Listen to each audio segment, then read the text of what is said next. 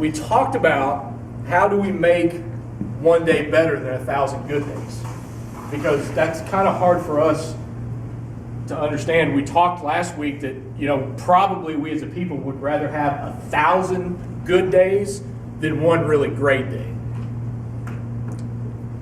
So we talked about, when Scripture says a single day in your courts, what that means is God would dwell in the temple in the Old Testament. Now, nobody could get inside the temple.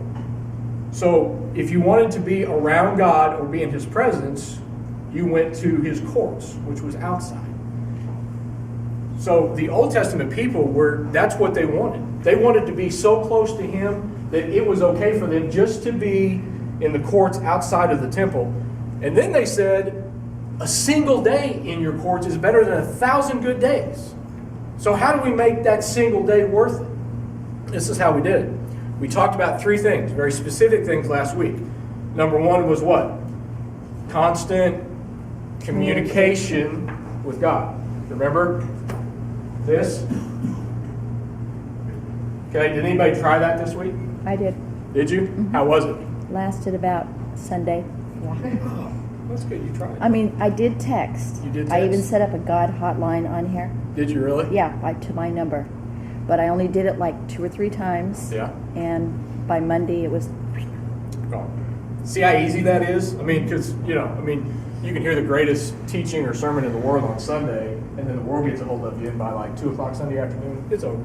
It's gone. Mm-hmm. But that's why we just keep after it, keep plugging along. The challenge was, this is like our lifeline to everybody and everything.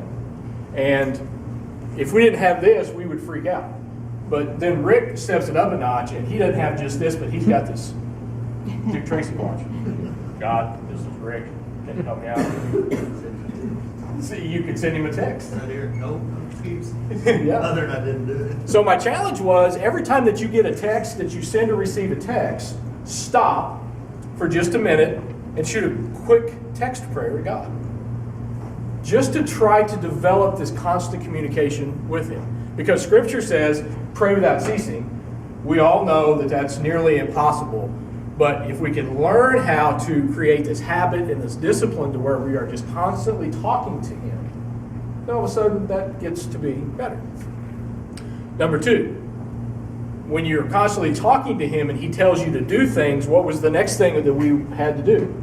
Do immediately. Immediately. Instant obedience to Him. Well, that sucks, because 9 times out of 10 we only want to do what we want to do. So that's probably why Karen let it go after Sunday, because she was like, I don't want to do nothing God wants me to do. Right? No, I just forgot. I just got busy. Everybody's a little stoic and a little tired this morning, so I'm going to try to amp everybody up. Okay. Constant communication, instant obedience. So, He tells you to do something, create the habit and the discipline to immediately do it, whatever it is. Big, small, indifferent, doesn't matter. Okay? Number 3, a daily, this was the big one, and I'm even going to read the Scripture because it was so powerful to me. A daily desperation for God. A daily desperation for God. That Scripture came out of Psalm 63, written by David. And he says this, verses 1 through 3. O God, you are my God. I earnestly search for you. My soul thirsts for you. My whole body longs for you in this parched and weary land where there is no water. I have seen you in your sanctuary and gazed upon your power and your glory.